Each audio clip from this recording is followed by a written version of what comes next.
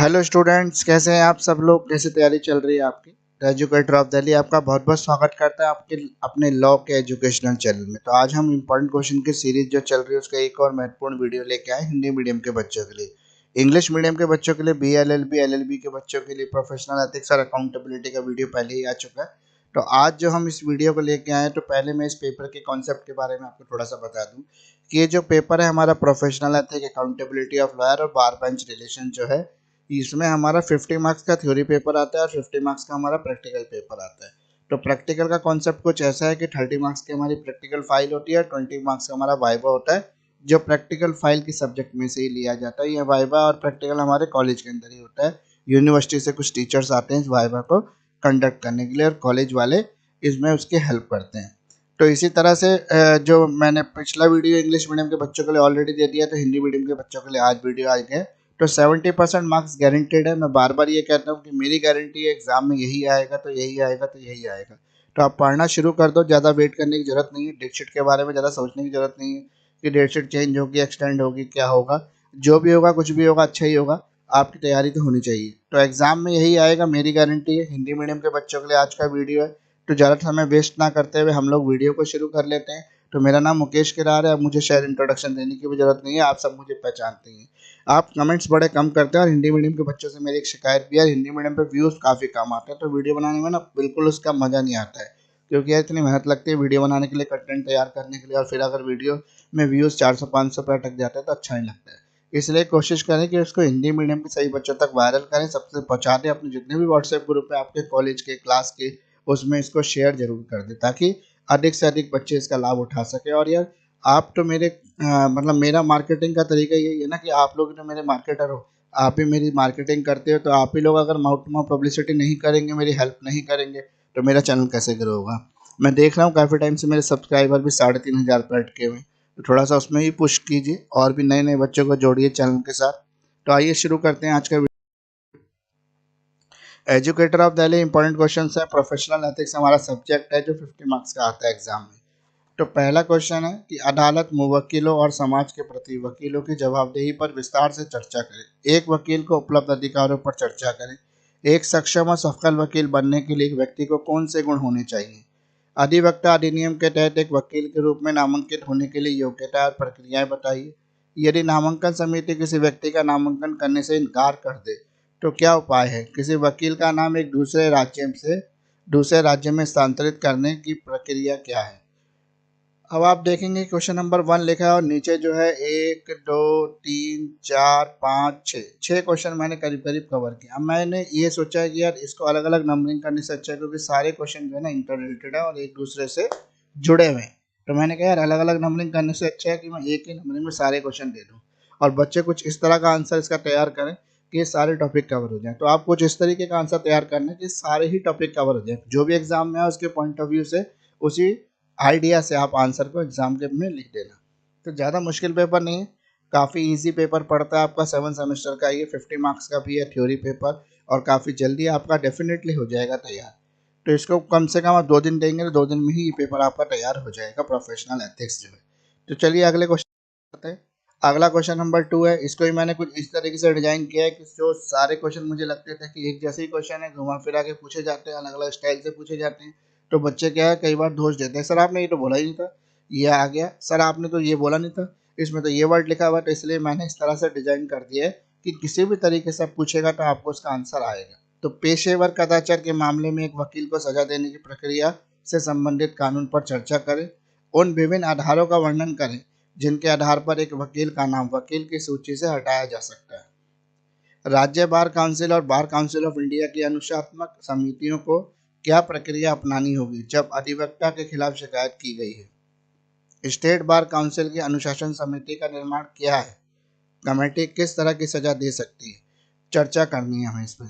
राज्य bar council और bar council of India की विभिन्न समितियों के क्या कार्य हैं? तो टोटल हमारा क्वेश्चन नंबर सेकंड हो गया ये। इसमें हमारे क्वेश्चन कवर हो गए 1 2 3 4 5 क्वेश्चन इसमें भी कवर हो गए। तो 5 क्वेश्चन डिफरेंट तरीके से तो हैं, लेकिन आंसर का कंटेंट कुछ ना कुछ इंटर रिलेटेड है, मैच करता है एक दूसरे से। इसलिए सबका एक ही मिला के आंसर तैयार करना और सारे टॉपिक को कवर कर देना आंसर में। अगर आंसर्स में आपको कोई दिक्कत आ रही है तो मेरे पास PDF अवेलेबल है, आप आंसर के पीडीएफ मुझसे ले सकते हैं, बड़े ही रीजनेबल प्राइस पर मैं पीडीएफ आपको दे रहा हूँ। कोई बुक आपको खरीदने की जरूरत नहीं है, आप डेफिनेटली पास हो जाएंगे मेरे पीडीएफ को पढ़कर। स्पेशली जो वर्किंग स्टूडेंट है ना, जो जॉब कर रहे हैं, जिनके पास समय कम है, तो उनके लिए तो और ज़्यादा हेल्पफुल है ये वीडियो, ये पीडीएफ। तो पीडीएफ का फ़ायदा उठाइए और आज ही मुझसे पीडीएफ ले ली। मेरा लास्ट में व्हाट्सएप नंबर है, उस पर आप मुझे कांटेक्ट कर सकते हैं। क्वेश्चन नंबर 3 है हमारा, अवमानना क्या है? अवमानना के प्रकारों पर चर्चा करें। आवश्यक सामग्री क्या है? अवमानना की कुछ महत्वपूर्ण निर्णय मामलों की सहायता से प्रत्येक को समझाइए। न्यायालय अवमानना अधिनियम 1971 के उद्देश्य और बुनियादी विशेषताओं पर चर्चा करें। न्यायालय की अवमानना कौन कर सकता है? ऐसे व्यक्ति के पास क्या उपाय उपलब्ध हैं जो न्यायालय की अवमानना कर रहा है? अग्रणी प्रकरण भी दीजिए, मतलब कुछ विवादित न्याय भी बताने हैं इसके अंदर। सिविल अवमानना के आवश्यक तत्वों पर चर्चा करें। सिविल अवमानना की कार्रवाई में अवमाननाकर्ता के लिए उपलब्ध बचाव बताइए। एक अवमाननाकर्ता के लिए क्या बचाव उपलब्ध है? रचनात्मक अवमानना या न्यायालय के भार अवमानना से क्या तात्पर्य, व्याख्या कीजिए। न्यायालय की अवमानना के संबंध में उच्च न्यायालय और सर्वोच्च न्यायालय के क्षेत्राधिकार पर चर्चा कीजिए। प्रशासनिक मामलों का भी उल्लेख करें। तो टोटल अवमानना का टॉपिक ये कवर हो गया आपका यहाँ पर। तो ये अवमानना जो है, इसमें क्वेश्चन हमने कवर किए 1 2 3 4 5 6 7। तो 7 क्वेश्चन है, लेकिन सारे कंटेम्प्ट ऑफ कोर्ट के अवमानना से जुड़े हुए हैं, न्यायालय के अवमानना से जुड़े हुए हैं, इसलिए मैंने सबको एक ही जगह कवर कर दिया। अगर आप इसको कर लेते हो तो डेफिनेटली ये पूरा टॉपिक आपका कवर हो जाता है। तो इस तरीके से अब तक टोटल आपके 3 क्वेश्चन हो गए इंपॉर्टेंट क्वेश्चन में।